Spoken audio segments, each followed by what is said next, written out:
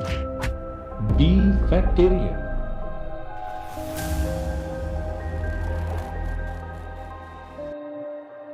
आज हम आपको एक ऐसे ही भारतीय जासूस की सच्ची कहानी बताते हैं जो पाकिस्तान जाकर पाकिस्तानी सेना में भर्ती होकर मेजर की पोस्ट तक पहुंच गया था। जासूसी करना एक ऐसा काम है जिसमें अगर आप पकड़े जाते हैं तो खुद का देश ही पहचानने से मना कर देता है। अगर नहीं पकड़े जाते तो भी गुमनामी का जीवन ही जीना पड़ता है।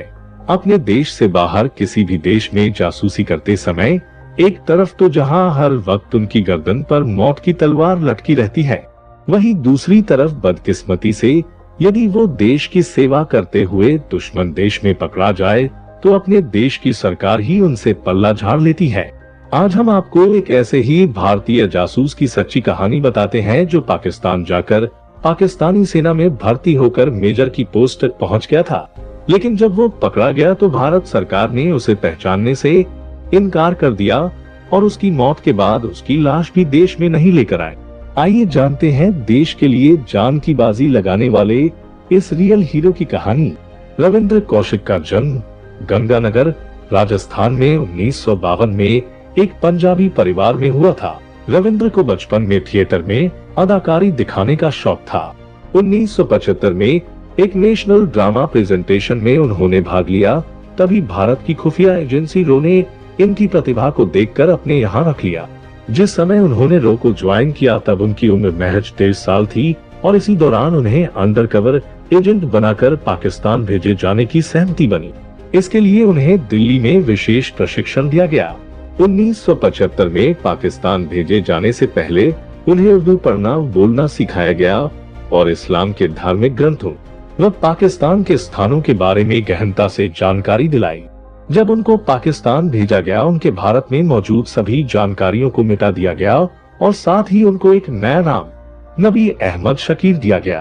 खुद पर किसी का शक न हो इसके लिए उन्होंने कराची विश्वविद्यालय से LLB की पढ़ाई करना शुरू कर दिया। कुछ दिनों बाद वे पाकिस्तान आर्मी में भर्ती हुए और थोड़े ही दिनों में मेजर बन गए। इस बीच उन्होंने इस्लाम धर्म को स्वीकार किया और एक स्थानीय लड़की अमानत से विवाह कर लिया। उनके एक बच्चा भी हुआ।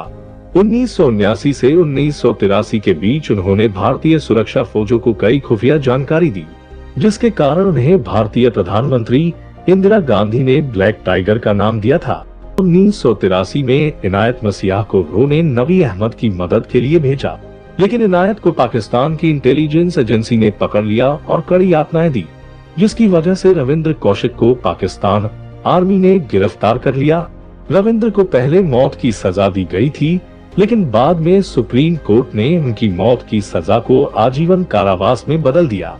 रविंद्र कौशिक ने अपनी जिंदगी के बाकी 16 साल पाकिस्तान की विभिन्न जेलों में बिताए। इनमें मियानवाली और सियालकोट शामिल है।